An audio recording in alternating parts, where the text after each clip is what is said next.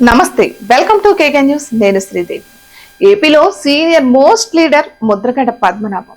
ముందుగా ఈ వీడియోలోకి వెళ్ళబోయే ముందు వీడియోని లైక్ చేయండి, కేకే న్యూస్ ను సబ్స్క్రైబ్ చేసుకుని పక్కనే ఉన్న బెల్ ఐకాన్ని క్లిక్ చేయండి.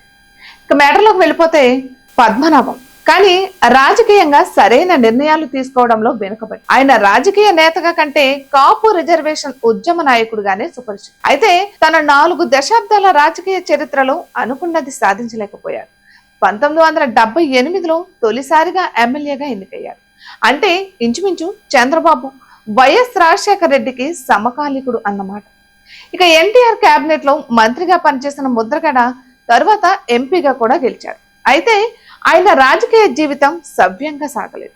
వంగవీటి మోహనరంగ తర్వాత కాపులంటే ముద్రగడ అంటే కాపులు అన్నట్లుగా వ్యవహారం నడిచింది. కానీ పవన్ కళ్యాణ్ ఎంట్రీతో సీన్ మారిపోయింది. క్రమేపీ కాపులు ముద్రగడ నుంచి దూరమయ్యారు. 2014 ఎన్నికల్లో జనసేన పోటీ చేయలేదు. కేంద్రంలో బీజేపీకి, రాష్ట్రంలో టీడీపీకి మద్దతు తెలిపారు పవన్. దీంతో పవన్ వైపు కాపులు టర్న్ అయ్యారు. 2019 ఎన్నికల్లో జనసేన ఓడిపోయింది. టీడీపీ సైతం పరాజయం పాలైంది. ఆ సమయంలో ముద్రగడకు మంచి ఛాన్స్ వచ్చింది. జగన్ ద్వారా కాపులకు మరింత దగ్గరయ్యే అవకాశం వచ్చినా ఉపయోగించుకోలేకపోయారు ముద్రగడ. ఇక ఈ రాష్ట్రానికి ముఖ్యమంత్రి కావాలన్నది కాపుల ప్రధాన కళ. అది ముద్రగడ ద్వారా సాధ్యమవుతుందని అంతా భావించారు. అయితే ఆయన తప్పుడు నిర్ణయాలతో కాపులకు దూరమయ్యారు. అయితే ఈ ఎన్నికలకు ముందు మంచిగానే అంచనా వేశారు. జనసేనలో చేరాలని నిర్ణయం తీసుకున్నారు.